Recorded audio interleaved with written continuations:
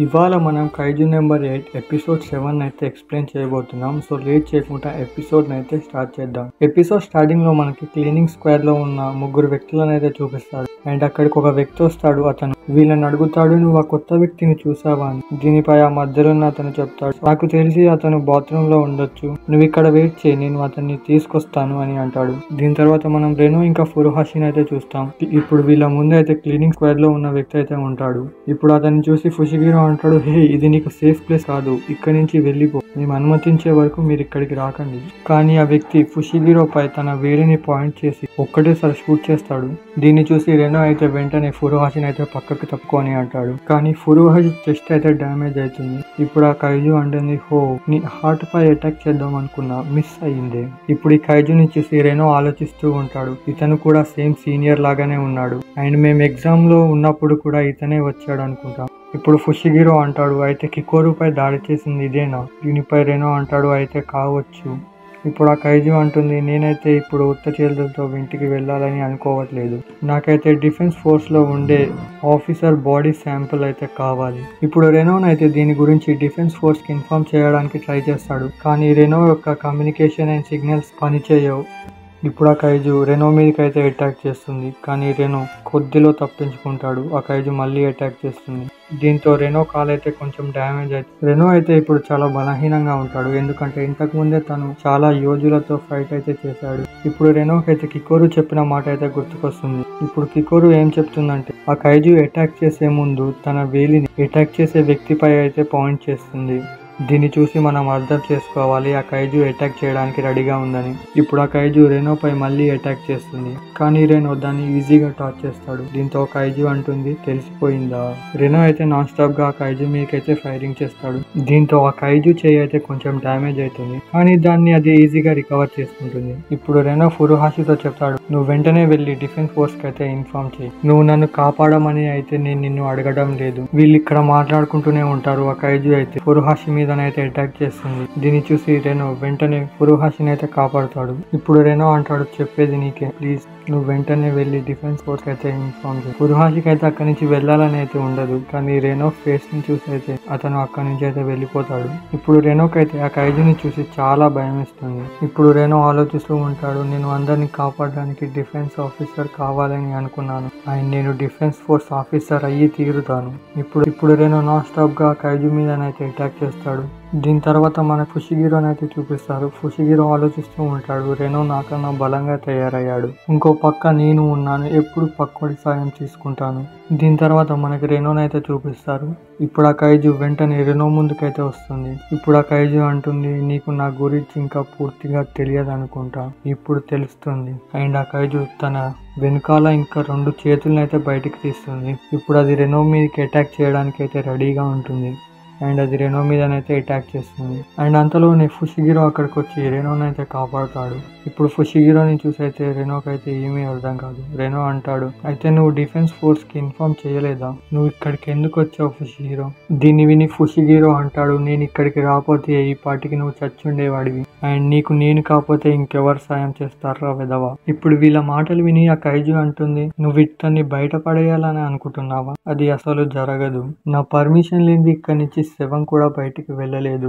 ఈ మాట విని ఫుషిగిరో అంటాడు, విన్నావా రెనో, ఇక మనం పోరాడాల్సిందే. ఇప్పుడు రెనో ఇంకా ఫుషిగిరో కలిసి ఆ కైజు మీదకైతే అటాక్ చేస్తారు. ఇప్పుడు ఫుషిగిరో కూడా అర్థమైపోతుంది ఆ కైజు అటాక్ ని ఎలా టాచ్ చేయాలని. ఇప్పుడు ఫుషిగిరోనైతే ఆ కైజు యొక్క కాళ్ళపైన అయితే అటాక్ చేసి ఆ కైజునైతే కదలనీయకుండా చేస్తాడు. ఇప్పుడు ఇక రెనో తన ఫుల్ కాంబాట్ పవర్ ని యాక్టివేట్ చేసి ఆ కైజు పైకి అయితే నాన్ స్టాప్ గా ఫైరింగ్ అనేది చేస్తాడు. దీంతో అక్కడ స్మోక్ అయితే ఏర్పడుతుంది. దీని తర్వాత నేను ఏమనుకున్నానంటే ఆ కైజు అక్కడ చచ్చిపోయిందేమో అనుకున్నా, కానీ ఆ కైజు ఏం చేసిందంటే కొన్ని యోజు శవాలతోటి ఒక పెద్ద ప్రొటెక్షన్ వాల్ అయితే క్రియేట్ చేసుకుంటుంది.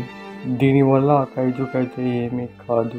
ఇప్పుడు ఇదంతా చూసి రెనో ఇంకా ఫుషిగిరో అయితే చాలా షాక్ అవుతారు.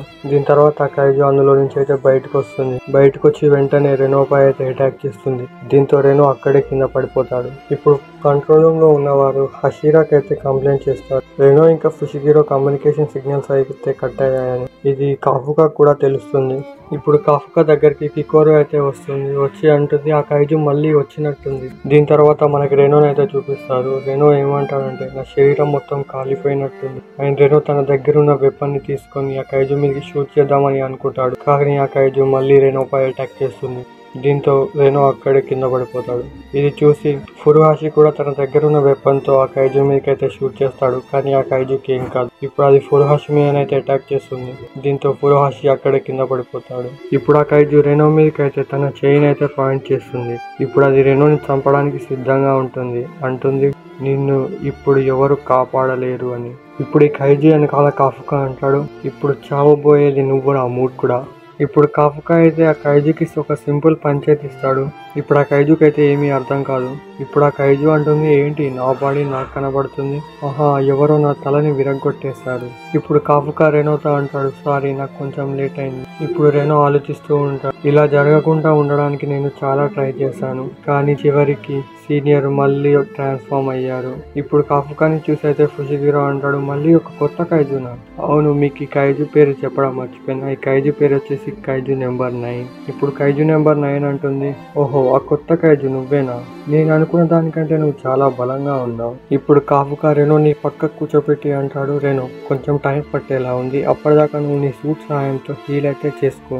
ఇప్పుడు కాఫుకా ఆ కైజుతో ఫైట్ చేయడానికి అయితే రెడీగా ఉంటాడు. ఇప్పుడు రెనో అంటాడు, గుడ్ లక్ సీనియర్. ఇంకా రెనో ఆలోచిస్తూ ఉంటాడు, సీనియర్స్ చాలా స్ట్రాంగ్ అని నాకు తెలుసు, కానీ ఎందుకో కొంచెం బ్యాడ్ ఫీలింగ్ వస్తుంది. ఇప్పుడు ఆ కైజు నెంబర్ 9 అంటుంది, నువ్వు కూడా ఒక కైజు అయినప్పుడు నా దారికి నువ్వు ఎందుకు అడ్డొస్తున్నావు? అయినా కానీ ఏం పర్లేదు, నీ శవం నాకు కావాలి, దాన్ని నేను వాడుకుంటాను. ఇప్పుడు ఆ కైజు అయితే కాఫుకా మీదనైతే అటాక్ చేస్తుంది, కానీ కాఫుకాకి ఏం కాదు. దీంతో ఆ కైజు అంటుంది, నువ్వు చాలా టఫ్గా ఉన్నావు, అయినా కానీ నేను నిన్ను చంపేస్తాను. ఇప్పుడు ఆ కైజు తన వెనకాల నుంచి ఇంకా 2 చేతులను అయితే బయటికి తీస్తుంది. ఇప్పుడు కాఫుకా మీదకైతే అది అటాక్ చేయడానికి రెడీగా ఉంటుంది.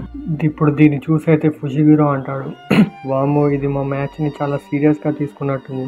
ఇప్పుడు ఆ కైజుని చూసి కాఫుకా అంటాడు, ఈ స్టఫ్ తోటేనా నువ్వు మా వాళ్ళని మళ్ళీ మళ్ళీ షూట్ చేస్తున్నావు? ఇప్పుడు కాఫుకాకి అయితే చాలా కోపం వస్తుంది. ఇప్పుడు ఆ కైజు నెంబర్ 9 కాఫుకా మీదనైతే అటాక్ చేస్తుంది. ఇప్పుడు కాఫుకా తన పవర్ తో అయితే షీల్డ్ అయితే ఓపెన్ చేస్తాడు. దీంతో కాఫుకాకి అయితే ఏమీ కాదు. దీన్ని చూసి కైజు నెంబర్ 9 అయితే చాలా షాక్ అవుతుంది. అండ్ అంతలోనే కాఫుకా కైజు నెంబర్ 9 ముందుకైతే వస్తాడు. అండ్ నాన్ స్టాప్ గా ఆ కైజుని కొడుతూనే ఉంటాడు. దీంతో ఆ కైజు బాడీ అయితే చాలా డ్యామేజ్ అవుతుంది. ఇప్పుడు ఆ కైజు అంటుంది, ఇప్పుడు నేను రికవర్ అయ్యడానికి చాలా టైం పట్టేలా ఉంది.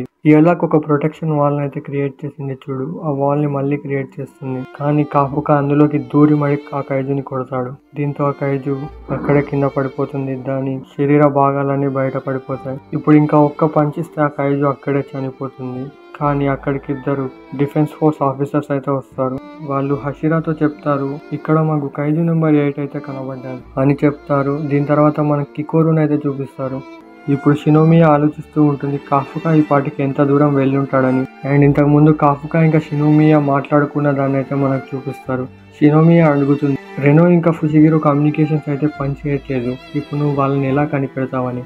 దీనిపై కాఫుకా చెప్తాడు, నాకైతే కైజులను ఎక్కడున్నా కనిపెట్టగల శక్తి నాకుంది, దీంతో వాళ్ళని ఈజీగా కనిపెట్టగలను. అండ్ కికోరు, ఇక్కడి బాధ్యత అంతా నీదే.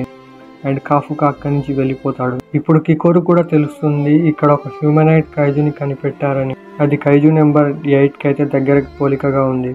ఇప్పుడు ఈ కొద్దిపాటి టైంలోనే ఆ కైజు నెంబర్ 9 అయితే తన బాడీని అయితే పూర్తిగా హీల్ చేసుకుంటుంది. ఈ సీన్ చూసిన తర్వాత నాకు చాలా కోపం అయితే వచ్చింది. వాళ్ళిద్దరు ఇదే టైంకి రావాలా, కొంచెంలో ఆ కైజు చచ్చిపోయి ఉండేది, మిస్ అయిపోయింది. ఇప్పుడు ఆ కైజు నెంబర్ 8తో అంటుంది, మళ్ళీ కలుద్దాం కైజు నెంబర్ 8 అని. ఆ కైజు నెంబర్ 9 అక్కడి నుంచి అయితే వెళ్ళిపోతుంది. ఇప్పుడు కాఫుకా దానికోసం వెతుక్కుంటూ వెళ్తాడు. ఇప్పుడు కాఫుకా దగ్గరికి అయితే వైస్ కెప్టెన్ హషిరా వస్తాడు. అతని టీం మెంబర్స్ కి చెప్తాడు, నేను కైజు నెంబర్ 8 ని కనిపెట్టానని. ఈ విషయం అయితే రెనో కూడా వింటాడు. రెనో అయితే హషిరాకి చెప్పడానికి అయితే చాలా ట్రై చేస్తాడు, కానీ అతను చాలా బలహీనంగా ఉంటాడు. దీనివల్ల రెనోని అయితే చెప్పలేకపోతాడు. ఇప్పుడు హషిరా వెంటనే కాఫుకా మీదకైతే అటాక్ చేస్తాడు. కాఫుకా అయితే కొంచెంలో తప్పించుకుంటాడు, లేదంటే అతని తల ముండం వేరయ్యేది. ఇప్పుడు హషిరా ఎజిలిటీ ఇంకా స్పీడ్ అయితే నెక్స్ట్ లెవెల్ ఉంటుంది. అతను చాలా స్పీడ్ గా కాఫుకా పైన అయితే అటాక్ చేస్తాడు. కాఫుకా అయితే హషిరా అటాక్స్ నుంచి అయితే తప్పించుకుంటూ ఉంటాడు. ఇప్పుడు హషిరా అంటాడు, నువ్వు చాలా బలంగా ఉన్నావు, అయితే ఖచ్చితంగా నిన్ను కొన్ని గట్టి దెబ్బలే కొట్టాలి. ఇప్పుడు హషిరా అయితే ఫైట్ కి రెడీ అయిపోతాడు. అండ్ దీంతో మన 7th ఎపిసోడ్స్ అనేది ఇక్కడే కంప్లీట్ అయిపోతుంది. నెక్స్ట్ ఎపిసోడ్ అయితే ఇంకా 3-4 డేస్ లో వస్తుంది. అండ్ డీమన్ స్లేయర్ గురించి చెప్పాలంటే రేపన్నా ఎల్లుండన్నా దాన్ని అయితే పక్కా అప్లోడ్ చేస్తాం. సో ఛానల్ ని సబ్స్క్రైబ్ చేయండి. Bye bye.